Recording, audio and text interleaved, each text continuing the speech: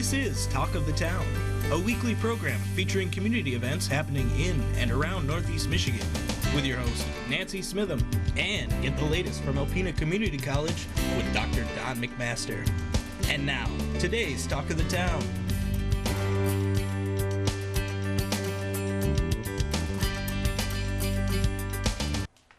Good morning and welcome to Talk of the Town. I'm Nancy Smitham. My first guest today is Don LeVar, who is in charge of special collections at Alpena County Library. Hi, Don. Hi, Nancy. How you doing? Doing well. Long time no see, and now you've been at the job for over a year. Yep.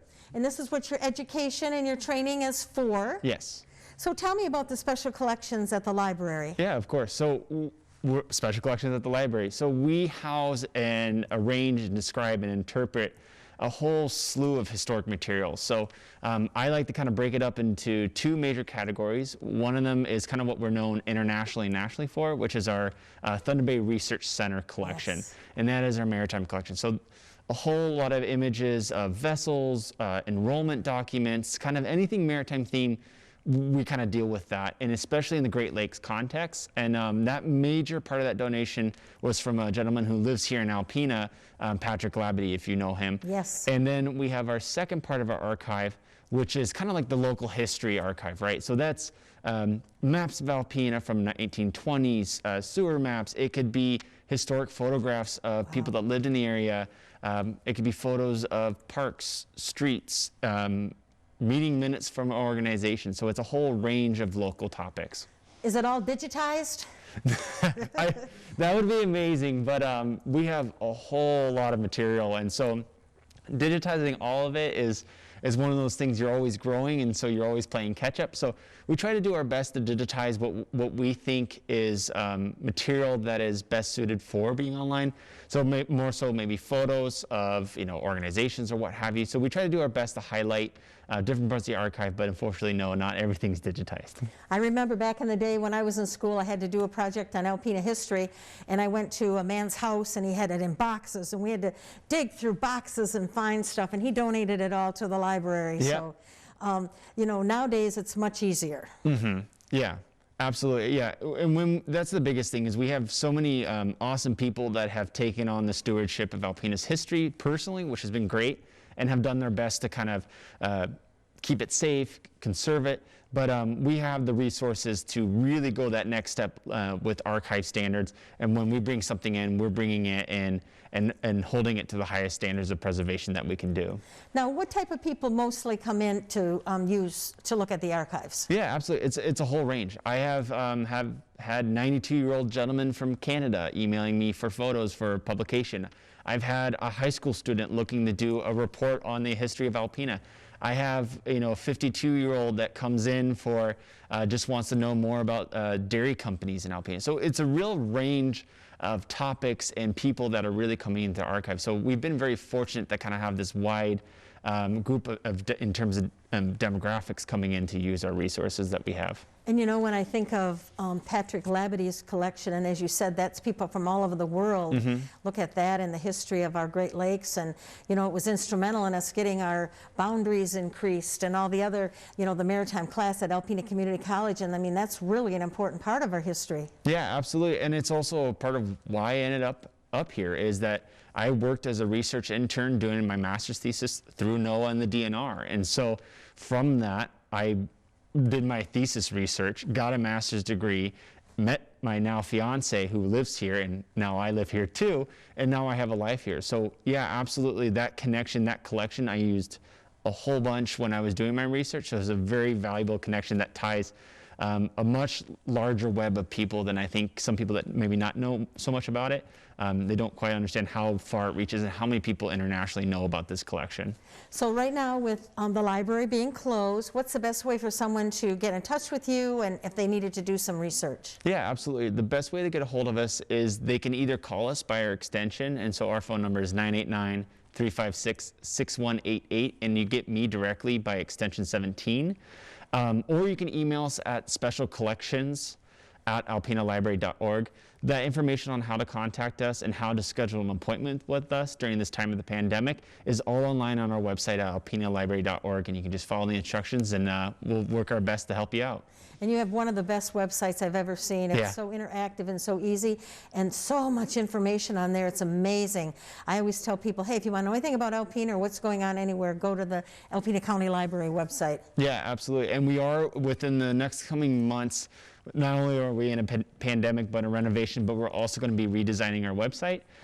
And so we're hoping to make that website even more informative, even cleaner. And so a lot of that overhauling, thanks a bunch to Nancy Musso, who's been handling all that. But we have daily conversations about how to make the materials that are in our collections more accessible to our patrons and researchers throughout the United States. And I know that we talked earlier, but you've been thinking outside the box, and the library's been instrumental in doing many things. So all of your services are still available in one way, shape, or form. Basically, the best way is to call if you need a book on tape, if you want some research items, if you need a book or a magazine. There's ways to access everything. Yeah, absolutely. Basically, anything that's within the department that I oversee doesn't leave the building, but we can make appointments for someone to come in, read through it, or access any of the archive materials. If they're looking to check out a book in terms of like a normal library situation, we have our location at Bear Point, and then you can just either go online or make a phone call and arrange a time to pick up that book. So it's different, but we're still operating. And there's a lot of different online things that you can do. There's children's stories, there's books you can access, and like I said, all the magazines. I mean, thousands of magazines. It's amazing. I didn't even know half of them were out there. Yeah, we're very fortunate that a lot of the vendors that we work with, because of COVID, have really changed how they approach things and have made a lot more accessible online. Ancestry, for example, we have the library edition of it. It used to be you had to come in person, access our computer to access Ancestry. Now they make it available that anybody that has an Alpena Library library card can access Ancestry Library. So I get a whole bunch of calls trying to go, hey, how do I access this? And we happily walk them through it. So COVID's had its horrible parts, but there's a little bit of a silver lining. We're seeing a lot more of the resources we have becoming much more accessible to a wider range of population. I have the Libby app, and I do a book a week. I'll tell you, they're so good, and they're audio books, and I just love it. When you have discretionary hours or you're working around the house or doing things, I have that book blasting through my house, and I love it. And it's a free service, and the books are all so good, and there's just a variety of authors and different genres, and I just absolutely love my Libby app. It's very well used. Yeah, I didn't know about the Libby app until I joined the library system, and yeah, exactly the same. I have it all the time. I'm renting books all over the place, so that's been one of my favorite things to learn in the time of COVID is that app and I mean, using it. New books that are very new, you can get them right away. It's amazing. Yeah, it's basically just a straight up digital library. So it's great in that sense where you can have access to all the bestsellers that are coming out. You might have to wait. It's just like a library. Sometimes if the books are in high demand, you will have a wait list, but it's still a great resource for especially those who are trying to get new books into their into the regime and make sure they get that way. And if they don't feel comfortable, they have Libby. Books on hold at all times. Yeah. Well, Don, we're out of time. I want to thank you so much for being here, and please thank everyone at the library for keeping everything so accessible for all of us in these troubling times. You're 356-6188, extension 17. Yep.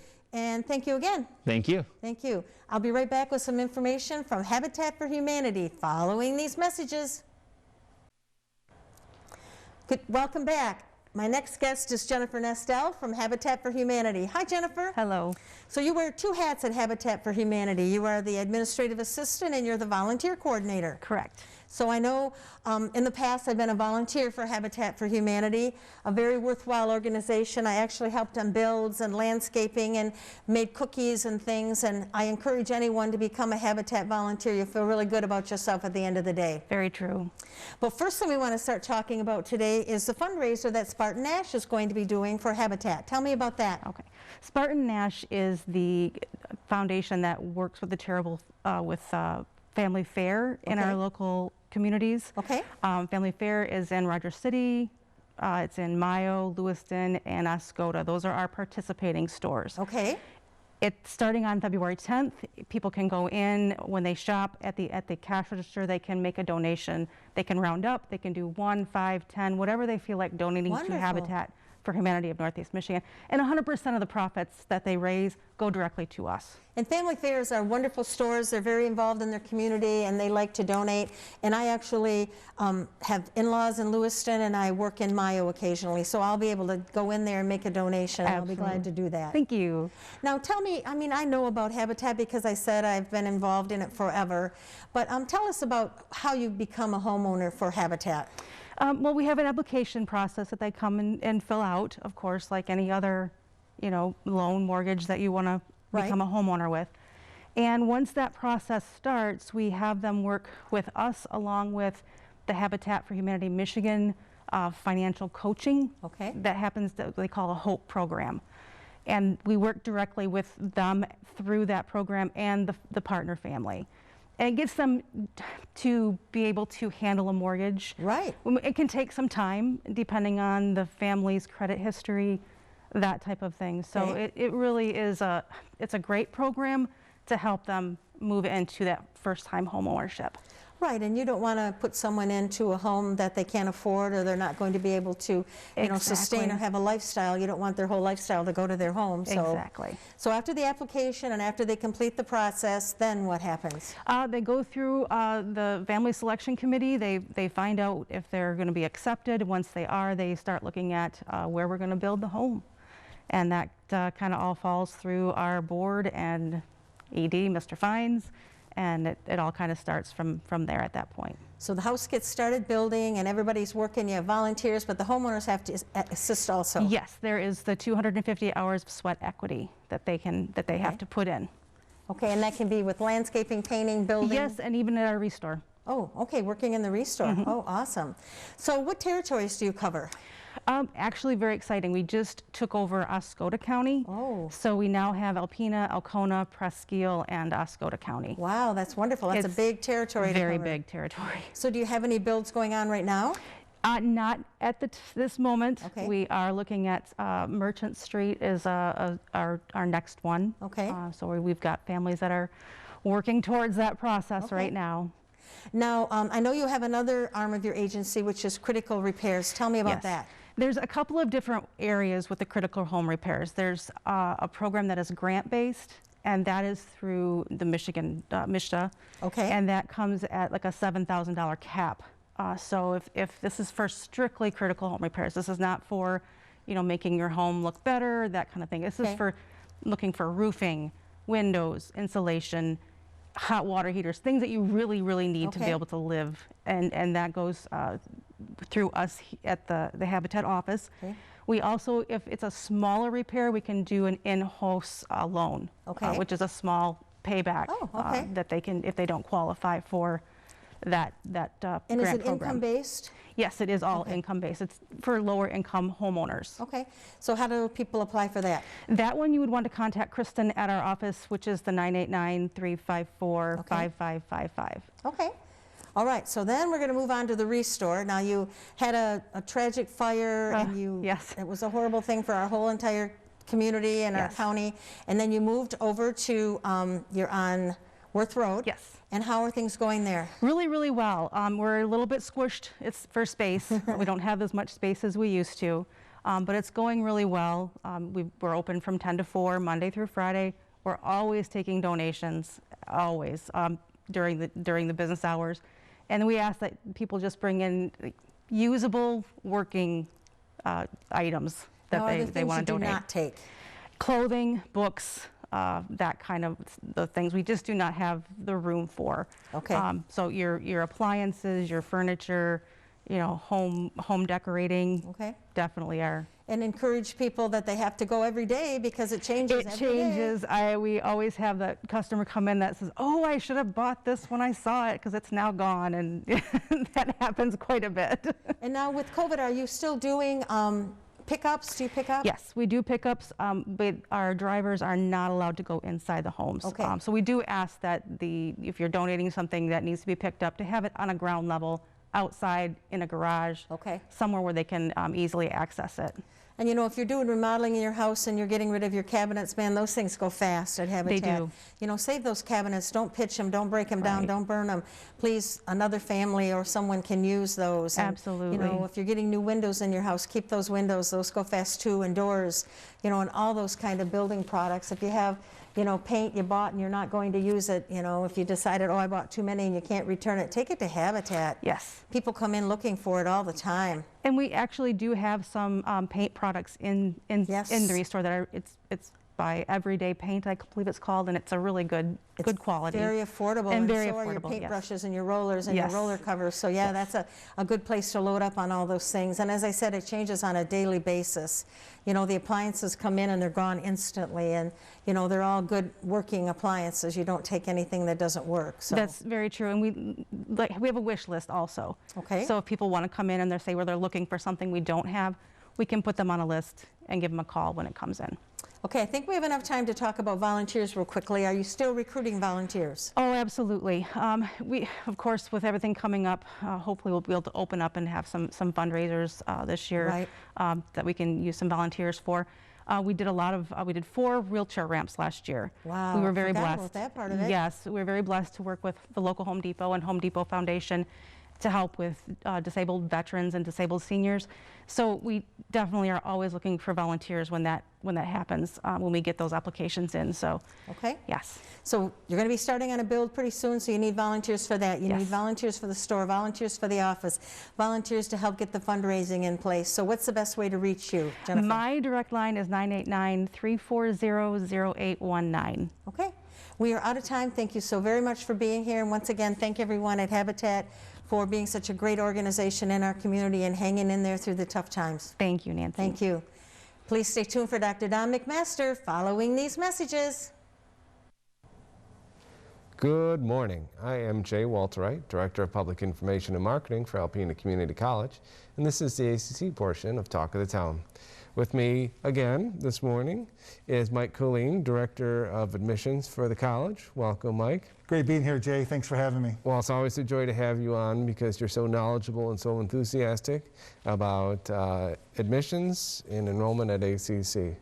Perfect. And I know we're here to talk about a couple of new opportunities that students have out there. That's right. There are opportunities for students right now. Even though it is the time of COVID, people's educational plans shouldn't be put on hold. The college is still holding classes. We're in the middle of spring semester right now. It's going well. And there are new opportunities for students who may be on the fence about going to school. There's new opportunities for them in terms of tuition and that type of thing. So I was hoping we would talk first about the Michigan Reconnect program, which is a state-funded system to help people with tuition to get into school. So why don't you talk about that? Well, the Michigan Reconnect program, it just launched this past week, and there's been a little bit of media buzz about it, and so obviously we want to start getting the word out. It's a program through the state of Michigan that's very similar to that Future for Frontliners program that they had late last year for all those workers, those essential workers during the shutdown. Michigan Reconnect is for any Michigan resident 25 years of age and older who has a high school diploma or equivalent and have not yet achieved an associate or bachelor's degree. Okay. So ultimately, it's going to give people the opportunity to either come to school, because maybe they didn't come to school right out of high school. Maybe there was something going on, could have went to the military, life, family, job, whatever. Or people who did come to school and something happened and they weren't able to finish. They didn't complete that associate's degree. That's what the Reconnect portion is. So you've got to apply for this program through the state website, michigan.gov/reconnect. And there's a simple application.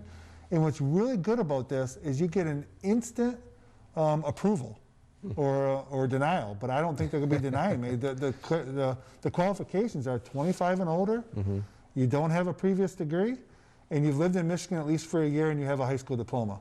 So everyone will know that when they're filling it out. So great opportunity. And just for our viewers, if you're curious about more information, this is posted on the ACC website with a list of things to do, and that link to the state website is included on that page. Thank you for talking about that, Mike. So talk about the money involved, because that's always the important thing. It is. So the state of Michigan has deemed this as what they call a last dollar used, which means you've got to exhaust all other financial aid. So they're requiring you to fill out the FAFSA, the free application for federal student aid. That's for a Pell Grant. That's what a lot of students typically do anyway. So the government, the state is going to give you money after you exhaust that. Okay. Now, the other important thing to note is that this program is going to cover in-district tuition. So those are the people who live like in Alpena County, and there's a couple of townships in Presque Isle County that pay that voter-approved property tax or millage, and they get the in-district rate. Other students, like maybe you're out in Hillman or Rogers City, maybe down in Alcona, you're considered out of district. So it's going to help you still reduce some costs, but you still may have some costs after it's all said and done. But it's going to reduce your overall educational costs, which is really a big benefit. Is it like up to half? Is that the fraction? You know, I think everybody's calculation is going to be different. Once you get registered, we're going to direct you to the financial aid office, and then they got a formula that the state of Michigan has provided you. If you live in Alpena, you're going to get paid for. I mean, you're going to go to school for free. If you live outside of the area, you're going to have a significantly reduced cost of going to school, which hopefully will create that opportunity you've been looking for. Well, which is, you're right, it's a great opportunity, and I have to point out that community college tuition rates are much lower than the 4 years anyway, so that's a good thing. Well, and with this program, it's what a great opportunity to maybe come in and get some of our hands-on skilled trades. If it's welding, automotive, machine tool, our concrete program. As we all know, there's a skills gap out there in some of these occupational programs in terms of the workforce. Right. So this could be an opportunity that maybe somebody's out there, maybe they're working some jobs and they're looking for a way to advance themselves or find something different. Here's your opportunity, because boy, I'm telling you, the state of Michigan wants to give you money to come to school. Yeah, the state has been very clear in saying that there are jobs out there and there's employers out there who need skilled workers. Right. And going to a community college and getting those hands-on skills is a great way to fill that need. So, exactly. So talk about a time frame here. We have spring semester going on right now, so what could people expect if they can get into the program? Well, of course, they got to do the michigan.gov/reconnect application. You've got to submit an application for admission to the college off our website, alpenacc.edu. There's an apply online link right at the top of the page. Really simple. We have a free application. Community colleges have that open door policy where we accept everybody, so submit the application. And then, of course, do the FAFSA. Once you get all that in, you're going to receive information about our new student orientations, being able to come in and register for classes. And even though you could start in summer or fall, and I know it's early February, we're starting registration in late March. Late March, you could come in and get registered for classes, either for summer or fall, and get that class availability, which would be so good. So it's not too early. Don't be thinking, oh, they're talking about fall. And I know it's February, but really now is the time to be thinking about it. So apply, and if you're interested in the Reconnect program, boy, take advantage of that as well. Definitely, definitely. So I'm glad you mentioned about fall semester and summer semester. It's easy to lose track of those things, you know, since schedules are so up in the air these days, and you never know what's going to happen. Right. We have found that there are a number of new students at the college this semester for spring semester, so that's a positive thing. Absolutely. I mean, the college, our overall enrollment was down a little bit, but a lot of our categories were up. We got a lot more dual enrollment and early college students, which are those high school programs with all of our area high school partners. Our new students and even our readmits, those numbers were up. That very well could have been a part of the Future for Frontliners program that we talked a little bit about. That deadline has passed. That's why we're talking about the Reconnect now. But yeah, there's lots of people who are looking for opportunities, looking for options. You know, this pandemic has really put a sort of a big hurdle in front of a lot of people's lives, and maybe it's an opportunity to maybe change direction or sort of reevaluate and refocus. And the college is there with all kinds of needs. If it's a couple classes, full programs, we likely have something for you. And the last thing I'll just drop in there, we got to wrap it up, but I wanted to say that we have a bunch of remote and online classes, more in this semester, just in case people want to get in the know. So that's all our time. Thank you for joining us, Mike. Absolutely. And thank you for joining us. I am Jay Walteray, Director of Public Information and Marketing for ACC, and this is Talk of the Town. This has been Talk of the Town. with your host, Nancy Smitham and Dr. Don McMaster. For a list of community events taking place in Northeast Michigan, please visit our website at wbkb11.com and click on our community link. This has been a Thunder Bay Broadcasting Corporation production.